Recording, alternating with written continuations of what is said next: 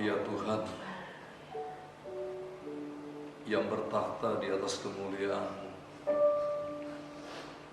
kami datang tunduk diri, rendahkan hati di hadapan-Mu, menaikkan ucapan syukur terima kasih atas semua kebesaran, kedahsyatan, keagungan-Mu, penyertaan perlindungan-Mu yang sangat sempurna dalam hidup kami.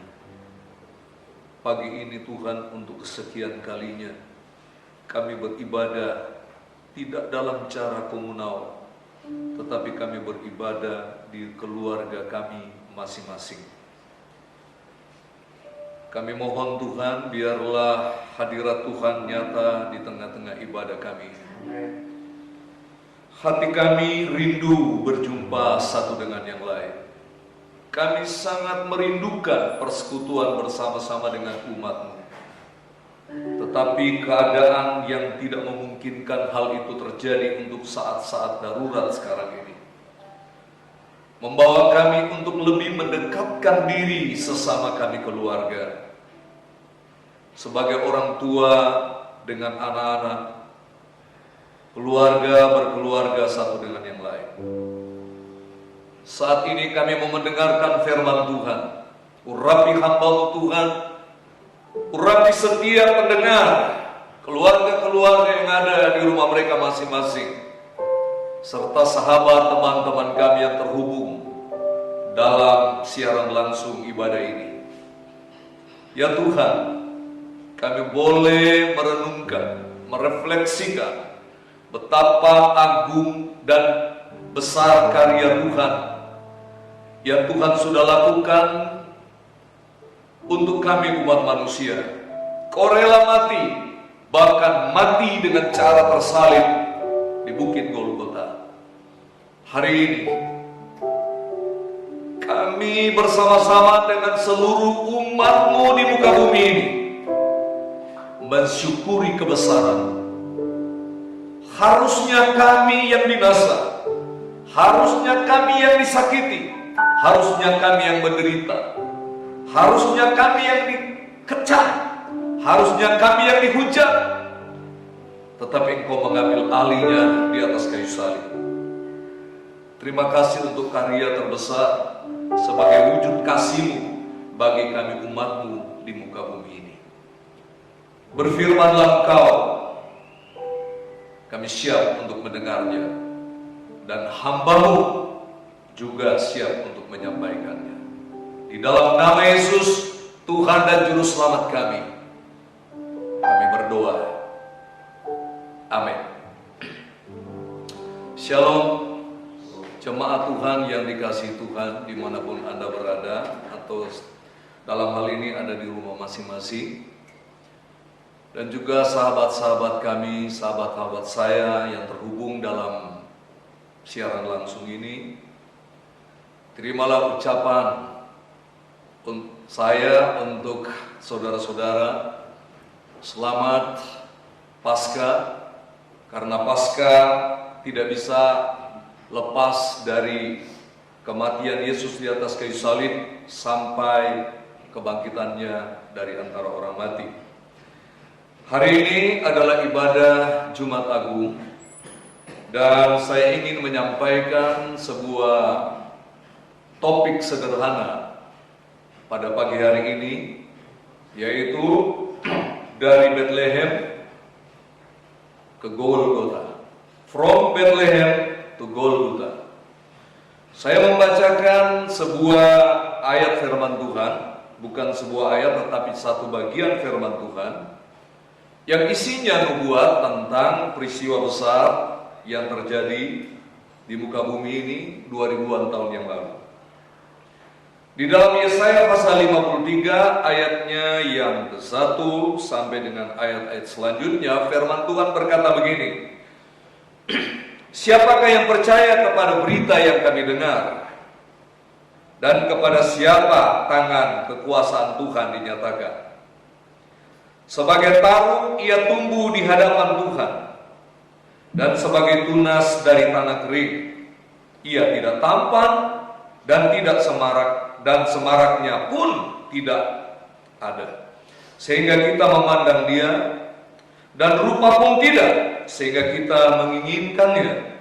Ia dihina dan dihindari orang, seorang yang penuh kesengsaraan dan yang biasa menderita kesakitan. Ia sangat dihina, sehingga orang menutup mukanya terhadap dia. Dan bagi kita pun dia tidak masuk hitungan. Tetapi sesungguhnya penyakit kitalah yang ditanggungnya, dan kesengsaraan kita yang dipikulnya. Padahal kita mengira dia kena tulah, dipukul, dan ditindas Allah. Tetapi dia tertikam oleh karena pemberontakan kita. Dia diremukkan oleh karena kejahatan kita.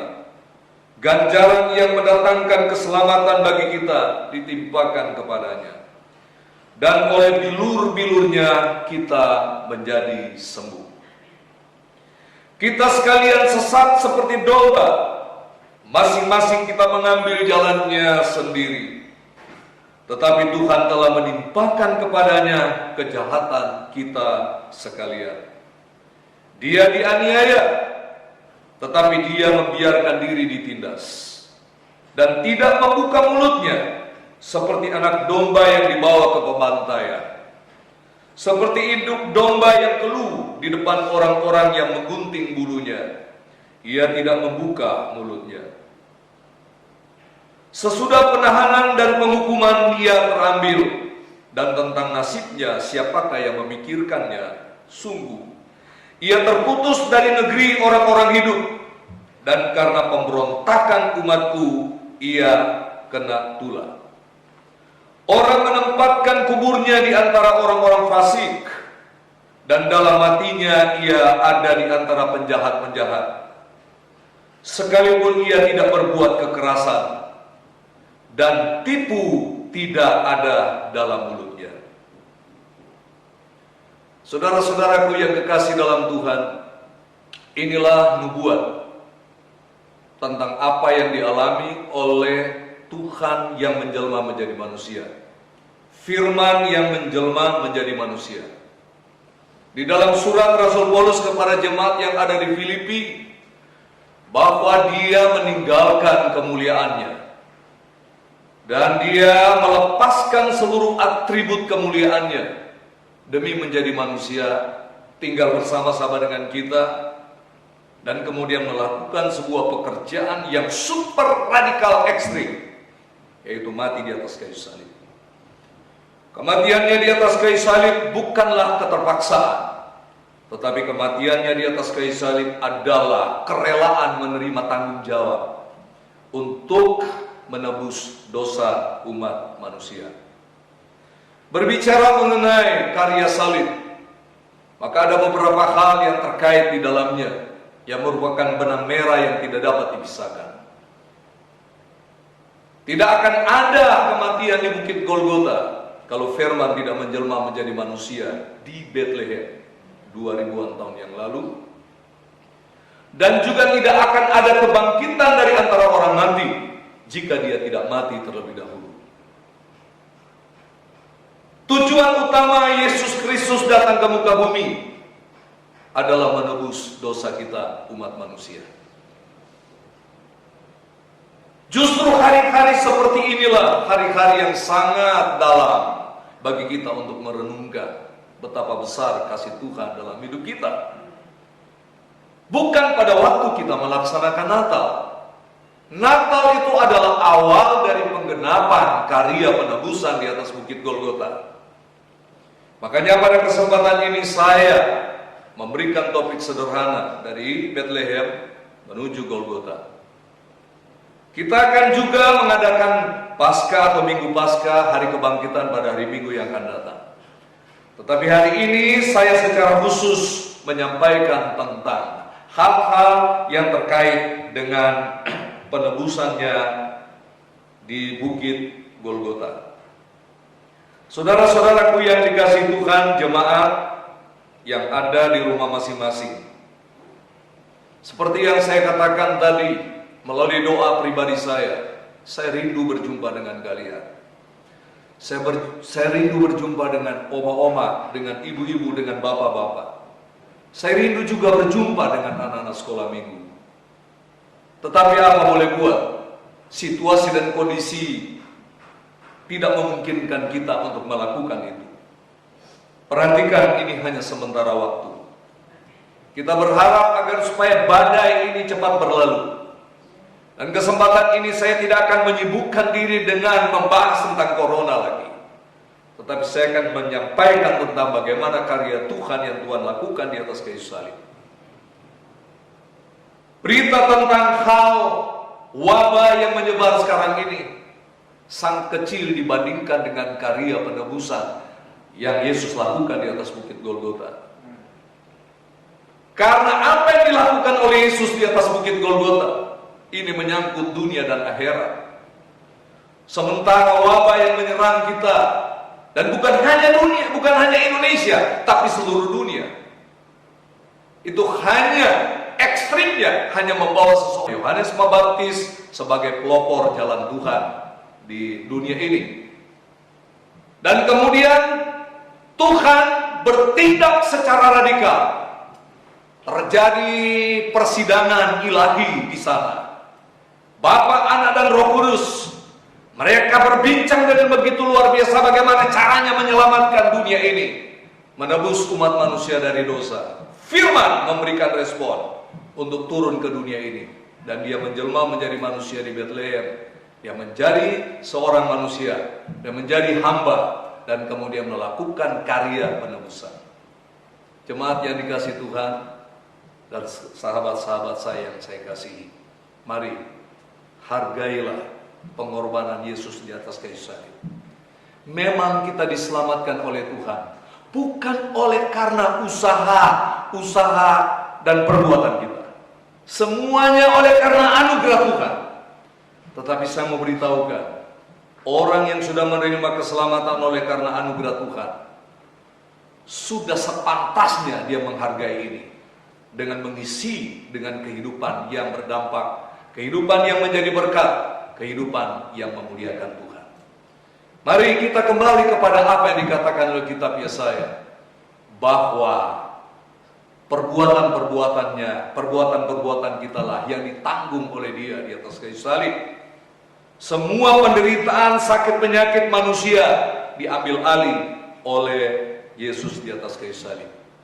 Saya mau beritahukan bahwa sesungguhnya di dunia ini semua kutuk disimpulkan dalam 3 kutuk besar: kutuk kematian, kutuk kemiskinan, dan kutuk penyakit. Tetapi 3 kutuk ini Tuhan sudah putuskan di atas kayu salib. Kutuk kematian, manusia sudah semuanya mati, tidak ada harapan. Tetapi firman Tuhan berkata, barang siapa yang percaya kepadanya tidak binasa, melainkan beroleh hidup yang kekal. Kutuk penyakit, firman Tuhan memberikan jaminan bahwa oleh bilur-bilurnya kamu sudah disembuhkan. Kutuk kemiskinan, Tuhan memberikan jaminan, aku datang untuk memberikan kepada domba-dombaku hidup dan hidup dalam segala kelimpahan. Betapa hebatnya, betapa dahsyatnya karya Tuhan. Karya salib bukan hanya masalah akhirat. Karya salib adalah masalah untuk memulihkan kita. Roh, jiwa, tubuh kita menjadi cemerlang, menjadi orang-orang yang berkarya di dunia ini, memberikan dampak yang luar biasa di dunia ini. Sebab Tuhan tidak mau kita hanya menikmati berkat keselamatan di surga, tapi Tuhan juga mau kita menerima berkat yang berkelimpahan di muka bumi ini. Mari saudaraku yang dikasihi oleh Tuhan, di tengah-tengah keprihatinan yang sedang kita hadapi, sekali lagi saya memberitahukan bahwa ini adalah masalah dunia, bukan hanya masalah negeri ini. Masalah ekonomi yang merosot sekarang ini karena wabah ini bukan hanya masalah dalam negeri, tetapi ini adalah masalah dunia. Mari kita sama-sama bergandengan tangan, eratkan hubungan persaudaraan kita, ya, dan jangan lagi saling menghujat dan saling menyalahkan satu dengan yang lain. Ingat, Yesus mati di atas kayu salib untuk kita, menebus dosa kita, mengampuni setiap kesalahan-kesalahan kita. Berbahagialah kita, karena kita menjadi anak-anak Tuhan. Untuk itu, jemaat yang dikasihi Tuhan, mari kita renungkan firman Tuhan ini. Saya sudah pernah men-share, memposting tentang apa 10 tahap sengsara Yesus. Tolong renungkan di rumah. Baca dengan cermat bagaimana Tuhan mengalami hal ini. Dia melakukan ini demi saudara dan demi saya, demi kita semua, demi bapak-bapak, demi ibu-ibu, demi pemuda-pemudi, remaja, dan sekolah minggu. Untuk itu sekali lagi, bersyukurlah sama Tuhan, karena Tuhan kita adalah Tuhan yang hebat, Tuhan yang luar biasa. Pada hari ini, saya ingin mengajak kita untuk kembali mensyukuri berkat Tuhan yang Tuhan sudah berikan kepada kita. Dan sebentar, saya mau mengajak kita untuk menerima atau melakukan perjamuan kudus di rumah masing-masing. Dan saya berharap agar supaya saudara mengikuti arahan yang saya berikan dari tempat ini melalui live streaming ini. Jadi pada saat kapan saudara makan hosti atau roti, dan pada saat kapan saudara minum anggur atau penggantinya. Ini perlu saya beritahukan agar supaya kita dapat menjalankannya dengan tertib. Siapapun saudara, sahabat saya yang mungkin tergabung dan juga mempersiapkan ini, silakan. Karena perjamuan kudus itu bukan ajaran sebuah gereja. Perjamuan kudus itulah ajaran Alkitab. Ini konsumsi tubuh Kristus, layak bersekutu dengan engkau di dalam perjamuan kudus. Mari saudara, siapkan perjamuan kudus. Ya.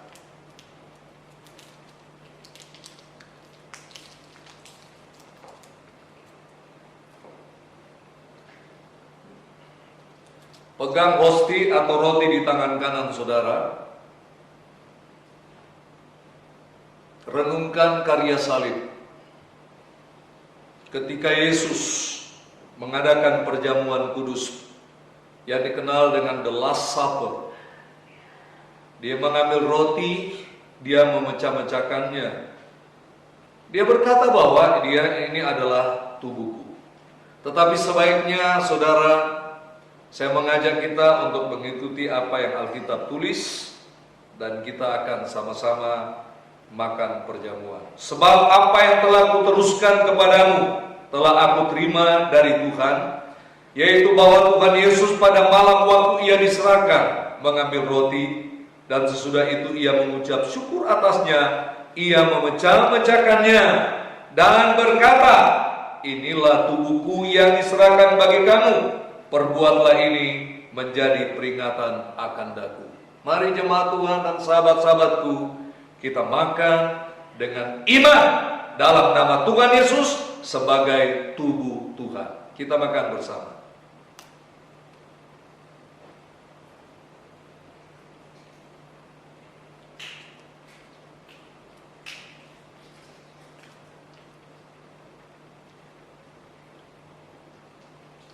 Kita pegang cawan yang berisikan anggur perjamuan dan dengarkan firman Tuhan. Demikian juga ia mengambil cawan sesudah makan lalu berkata, cawan inilah perjanjian baru yang dimeteraikan oleh darahku. Perbuatlah ini setiap kali kamu meminumnya menjadi peringatan akan daku. Mari dengan iman kita minum bersama-sama anggur perjamuan ini sebagai darah Tuhan di dalam nama Tuhan Yesus Kristus.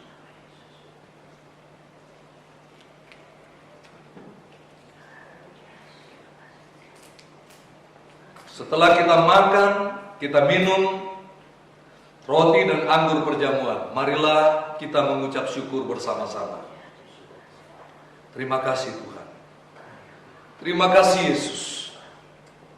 Di tengah-tengah penderitaan, di tengah-tengah krisis, di tengah-tengah masalah yang sedang dihadapi oleh bangsa kami, oleh dunia pada umumnya, kami masih sempat menikmati dan merayakan kematian-Mu di atas bukit Golgota, mengekspresikan, merefleksikan semuanya karya Tuhan yang terbaik yang Tuhan lakukan.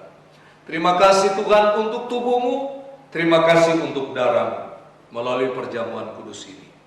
Ya Tuhan, hamba mau berdoa, Engkau kiranya memberkati umat Tuhan yang ada di rumah mereka masing-masing. Kau berkati sahabat-sahabat kami, keluarga-keluarga kami yang terhubung dalam siaran langsung ini. Biarlah mereka juga diberkati Tuhan. Apabila ada di antara mereka yang berada dalam keadaan tidak sehat, terganggu kesehatannya, dari tempat ini hamba-Mu berdoa, jamah sembuhkan di dalam nama Yesus. Dan juga Tuhan tolong hidup ekonomi mereka, kebutuhan hari-hari mereka. Kami percaya Tuhan solusi terbaik. Tuhan adalah jawaban yang terbaik. Terima kasih Bapa, terpujilah nama-Mu. Kami berdoa buat umat-Mu yang untuk sementara ini harus lockdown masing-masing di rumah mereka. Tuhan berikan kekuatan, berikan kesehatan. Kami berdoa buat pemerintah kami Indonesia, supaya terus mengamati kebutuhan-kebutuhan rakyat yang terdampak dengan bantuan-bantuan yang harus dilakukan. Gereja-gereja Tuhan pun harus melakukan ini. Ya Tuhan, tolong umat-Mu.